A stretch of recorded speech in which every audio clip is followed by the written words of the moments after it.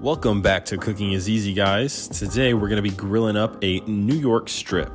So this is a choice New York strip, the regular New York strip you're going to find at your local supermarket. So here's what we're going to do first. Of course, you got to pat the meat dry. You got to get all that moisture off. That way you can get a nice hard sear, get some browning, Maillard reaction on the steak.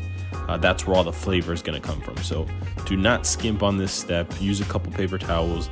Get it as dry as possible. You want it to look like this. When you pat it dry, you should see no more moisture coming off. So now let's season. First, we're going to season with kosher salt. Be liberal. You want to cover the entire surface of the steak. Next, we're going to crush some black pepper. Grind it on there. I like a lot of pepper on my steak, but again, cover your steak liberally. And then lastly, some garlic powder. This is the trio: salt, pepper, garlic powder.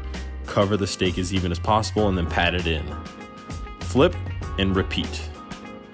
Salt, pepper, garlic powder. Pat it in. Now, of course, all this leftover stuff on the side, rub it in. Get it around the steak. That way your steak is completely seasoned all the way around. And what you're going to want to see is this: a completely covered piece of meat from head to toe with your seasonings. Now head on over to your grill. You're going to turn the gas on, and you want this to be on high. You want to get your grill as hot as it can go. So make sure you crank it all the way up to high. My grill stops out around about 550. So this temperature is right where you want to be. That way, when you lay the steak down, you're going to get a hard sear.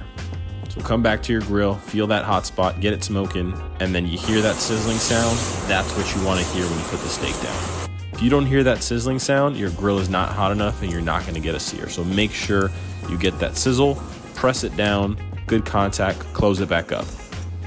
So now this steak is going to take about 10 minutes. After about 2 minutes and 30 seconds, you're going to come back to your steak and check it for some grill marks.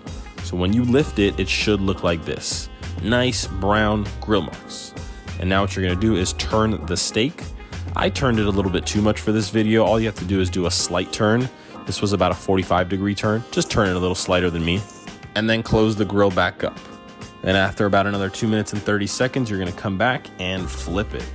So you should see diamond marks if you did it correctly. I messed up here, but no worries. It's still going to come out great. When you flip it, make sure you press it down again. Get good contact. And this is what a little behind the scenes footage looks like. Don't be afraid to use your iPhone, people. Here's the steak. It's coming out beautifully. You want the steak to be brown on the outside. That's where all the flavor is going to come from. So now after a couple minutes, take your temperature. If you have an instant read thermometer, we're at 109. We want it to read 120 degrees internal for medium rare. Now you're going to come back to the steak after another 2 minutes. Turn it another few degrees. Right now we're on minute 7.5. Take temperature at that 110, 115 mark. You're good to pull it off. Poke it a little bit. Make sure it's that right texture you want. And then once you get to that 115 mark, that's when I like to pull it, because it's actually going to carry over about 10 degrees when it's resting. So this is what it should look like. You should see the juices rendering out. It's a very good sign. As you can see, there's a hard sear on this. That's where all the flavor is going to come from. All these little brown bits that you see, that's the part that you're going to taste. You see the juices oozing out. You got to let your steak rest for at least 10 minutes before you slice it. And now let's see what we got. Slice it right down the middle.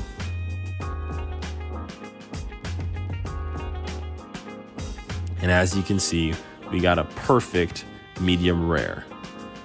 Very juicy, very tender. 10 minutes, very simple to grill.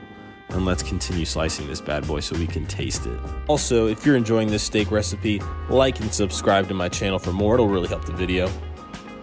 Oh God, my mouth is watering as I'm doing this voiceover. But again, this is one of the most simple recipes you can make. A grilled steak takes 10 minutes from start to finish. Slice it up, serve it to your friends. Should be nice and juicy and medium rare. Very simple recipe. God, if your mouth is not watering, there's gotta be something wrong with you. It's pull apart tender. Rip a little piece off for yourself. Guys, super simple steak. If you don't mind, give this video a thumbs up, like, and subscribe.